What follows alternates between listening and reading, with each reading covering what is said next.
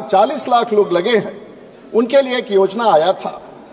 Nutrition का और उनके पैसे देने का, उनको खास करके उस सीजन में जब मछुआरों को काम नहीं करने दिया जाता है, नदी में मछली मारने नहीं दिया जाता है, या उस सीजन में ब्रीडिंग होता है,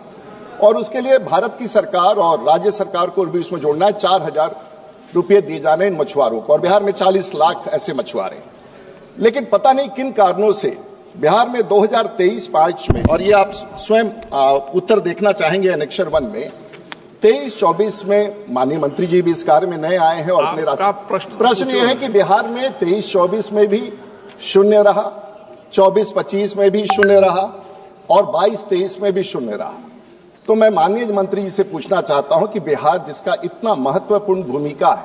और आप इस काम में बहुत रुचि ले रहे हैं, बिहार के मुख्यमंत्री ने भी बहुत अच्छा काम किया है, बिहार में भी वो 8 लाख से बढ़कर के 14 लाख टन तक चला गया है, वो भी एक बहुत बड़ा आंकड़ा है। लेकिन ऐसा क्या हुआ है कि बिहार के मछुआरों को जो ये लाभ मिलना चाहिए था,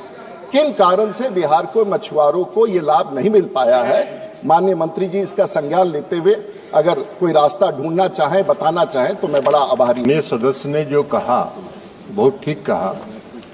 कि आदरणीय प्रधानमंत्री नरेंद्र मोदी जी के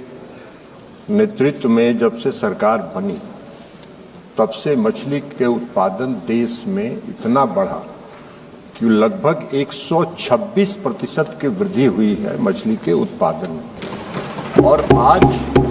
आज हमारा देश विश्व में मछली उत्पादन में दूसरे स्थान पर खड़ा है। महोदय 2013-14 में 95.7 लाख टन मछली का उत्पादन इस देश में होता था, जो आदरणीय प्रधानमंत्री नरेंद्र मोदी जी के बाद शासन में आने के बाद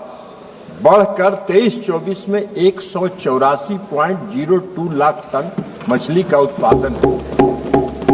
उसमें सही बात है, माननीय सदस्य ने जो कहा वो सही बात है कि इस पूरे मछली उत्पादन में जो इनलैंड फिशिंग है, जो अंतर्देशीय मछली उत्पादन है, उसका वृद्धि 126% है, और 13-14 में मात्र 61.36 लाख टन था, जो अब 23-24 में बढ़कर 139.07 लाख टन हो गया है। तो ये वृद्धि जो है इनलैंड फिशिंग का शेयर बहुत बड़ा है मछली के उत्पादन में। अब जहां तक माननीय सदस्य ने ये पूछा है कि जो बैन पीरियड होता है 3 महीने लगभग मछली के उत्पादन के लिए बैन होता है और मछली उत्पादन नहीं हो पाता है, ब्रीडिंग पीरियड होता है। उसमें जो सरकार की योजना है, केंद्र सरकार की और राज्य सरकार की 1500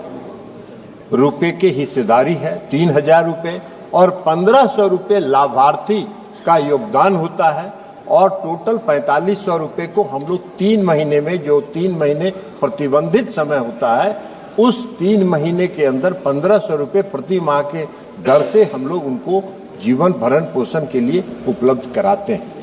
अब कई बार लाभार्थी का भी शेयर नहीं मिलता है, कहीं राज्य सरकार का शेयर नहीं मिलता है, तो उसके कारण इसके साइकिल में थोड़ी सी परेशानी होती है, लेकिन हम लोग उसको देखेंगे कि वो परेशानी नहीं।